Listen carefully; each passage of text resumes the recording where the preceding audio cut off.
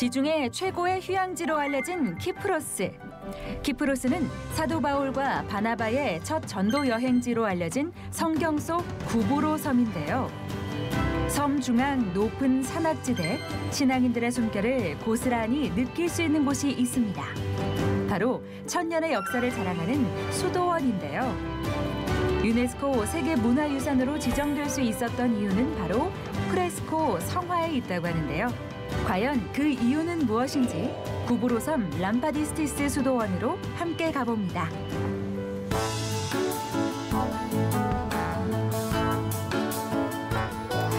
네, 안녕하세요. 성지가 좋다입니다. 황량해 보이지만 우리에게 큰 은혜가 되는 광야처럼 성지에는 정말 곳곳에 우리의 영혼을 풍요롭게 하는 것들이 많이 있는데요.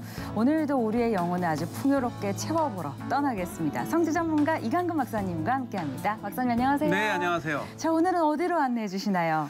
우리가 이 최초의 이 선교지, 즉 바울과 바나바가 떠났던 구브로 섬에 그 오랜 기독교의 역사만큼이나 국보급 수도원이 하나 있습니다. 그래요? 저희가 좀 지도를 보면서 이야기를 들어볼까요? 예, 우리가 보통 이제 이 수리아의 안디옥에서 살라미로 도착한 바울이 이렇게 구브로를 가로질러서 파포, 저 현재 바보죠. 바보 파포스에서 복음을 전하고 다시 이제 소아시아로 가는데 이 가로지르는 이 중앙의 산악지대에 아주 오래된 수도원이 있는데요. 그래요? 자그마치 10개의 수도원이 유네스코의 인류 문화유산으로 지정이 되어 있습니다. 야, 10개의 수도원이 있는 것도 굉장히 대단한데 모두 다 유네스코 세계문화유산에 등재가 되어 있다고요? 보통 이제 한 1000년, 900년, 800년 이런 역사를 가진 수도원이 오래되어서뿐만 아니라 그곳에 프레스코 성화가 또 유명하군요. 그렇죠. 이게 이제 뭐 나무에 대충 그리면 그게 뭐 얼마나 가겠어요. 그러나 수백 년이 가도록 끝까지 남아 있었던 이유는 당시에 이제 그 누가를 얘기합니다. 누가가 의술을 배우면서 당시에 이러한 재료들을 다룰 수 있는 것 역시 의사의 영역이었다. 아, 그래요? 예, 재료를 다루는 것을 좀 의술을 아는 사람이 할 수 있는 것으로 여겼던 그래서 거네요. 이 신앙의 마음을 그려내거나 성경의 스토리를 그려낼 때에 이 나무에 금박을 입히고 프레스코 1차 입히고 2차, 3차까지 입혀가면서 그려내었던 그 성화가 뭐 지금 보게 되면 많이 훼손된 듯 보이지만은 800년, 900년을 지탱해 내올 수 있었던 그 신앙인들의 숨결이 있는 박물관도 있고요. 아, 그래요. 굉장히 볼거리가 풍성할 것 같습니다. 어쨌든 오늘 이 구브로의 그 수도원과 현대 마을편을 보시면서 첫 선교지였던 구브로의 교회의 모습과 오늘날의 모습을 같이 한번 둘러보겠습니다. 구브로는 사실 볼 때마다 참 기분이 좋습니다. 정말 너무 아름답거든요. 왜냐면 이 미의 여신 아프로디테의 탄생지이고요. 오늘날에 사이프러스, 아주 유럽의 최남단에 위치해 있는 최고의 휴양지이기도 한 곳이 구브로 섬의 매력이죠. 오늘은 그곳에 있는 수도원으로 떠나보도록 하겠습니다. 화면 함께 보시죠. 자, 제가 이제 여러 번에 걸쳐서 이제 살람이라든지 또 이 나사로의 무덤이라든지 여러 곳을 소개를 했는데 특히 산중 마을로 가면 보시죠. 이게 유럽에서나 볼 수 있는 이 중앙의 그만큼 산악지대에 산세 깊은 곳에 마을도 있고 저희 이제 이렇게 레일로 올라가는 식당 가는 건데 제가 나중에 한번 소개시켜드리고 왜 이 식당이 유명하냐면 이 수도원을 찾는 사람들이 많기 때문에 그래요. 그렇군요. 자, 이 수도원으로 이제 올라가는데 이 모든 재료가 돌입니다. 돌로 다 된. 하긴 산중마을에 나무 아니면 돌이잖아요. 그래서 이제 수도원이 기도처가 되고 기도처가 조금씩 규모가 커지면서 이제 있는 돌들을 가지고 건물을 지었기 때문에 수백 년이 지나도록 그 형태가 그대로 잘 보존돼 있고요. 견고하게도 남아있고. 구브로섬 사이프러스의 깊은 산 중에 이미 비잔틴 시대 때부터 수백 년, 천여 년 가까이 된 이 수도원들이 아주 줄비하게 있습니다. 특히 산속 모습이 옛 우리나라의 어떤 그 산중의 그런 산장 같기도 하고 자 보시죠. 아주 독특한 단순하면서도 이곳 사이프러스만이 가진 수도원의 모양을 가지고 있고요. 마치 우리의 그 전통 기와집 같기도 하고 지붕이요. 이 석가래를 통해서 이 나무가 많으니까요. 이 나무의 이 짜임새라든지 건축 구조가 우리 이 한국 사람에게는 마치 이게 낯익은 그런 동양적인 느낌을 또 주고요. 예, 그러면서도 이제 그리스 정교회의 아주 전통적인 이게 이 초가 사실은 이 정성이에요. 그래서 오게 되면 촛불 하나 붙이면서 나의 기도하는 마음을 이렇게 주님께 드린다 하고 특히 지금부터 보시는 이 내부 모습이 안쪽으로 들어가 이게 엄격히 규제가 되어 있고요. 근데 우리가 모르고 찍었는데 나중에 수도사님이 야, 그냥 찍어 가라 그래서 찍었는데 이거 보세요. 이게요. 오래되기는 800년, 수백 년간에 쌓여진 성화의 모습이고요.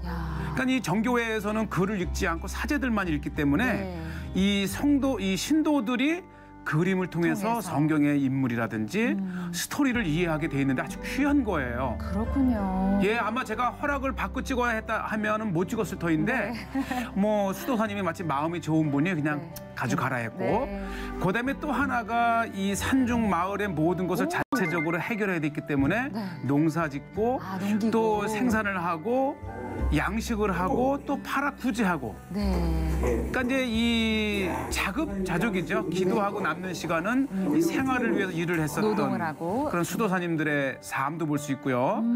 뭐니 해도 뭐 이 지중해가이기 때문에 이 올리브 기름, 또 절임을 통해서 열매, 아주 필수지요. 그리고 이제 기름을 쭉 짜서 이게 또 기름을 짜는 특히 이것이 그 수도원과 교회의 기름 불을 붙이는 그게 올리브 기름이잖아요. 네, 그렇죠. 그러니까 예전에는 다 이게 정성으로 했고 요즘은 너무 비싸서 옥수수 기름을 쓴다고 하는데 어쨌든 올리브 기름은 식용뿐만 아니라 수도원의 중요한 어떤 그 등불을 밝히는 거고요. 참 아름답지 않습니까? 그러네요. 이 벽돌이 돌을 깎은 거예요. 이게 또 돌을 하나 마치 우리의 늘 전통 모습 같기도 하고 이제 오래된 건물 하나를 박물관으로 만들어서 제가 들어가 보았는데요. 박물관의 모습. 이것이 이제 수도원에 부속된 건물이었는데 지금 박물관인데 이게 국보급이에요. 여기도 이제 프레스코 보이는데요. 저것이 자세히 보면 2중, 3중으로 이렇게 금칠까지 해서 하나님의 말씀을 이렇게 그림으로 표현해 놓은 것이고요. 이것이 뭐냐면 이제 예수님의 탄생에서부터 이 죽으심 그리고 부활까지 예수님의 일대기를 그림으로 이렇게 그려 놓아서 성도들이 보게 되면은 이 그림을 통해서 성경의 이야기를 이제 알게 돼 있는데요. 특히 이 정교회는 이제 이 낭독이나 기도가 이 노래로 이렇게 되어 있는데 이 박물관에서 소개하시는 분이 이 노래가를 한번 들어보시겠어요? 자.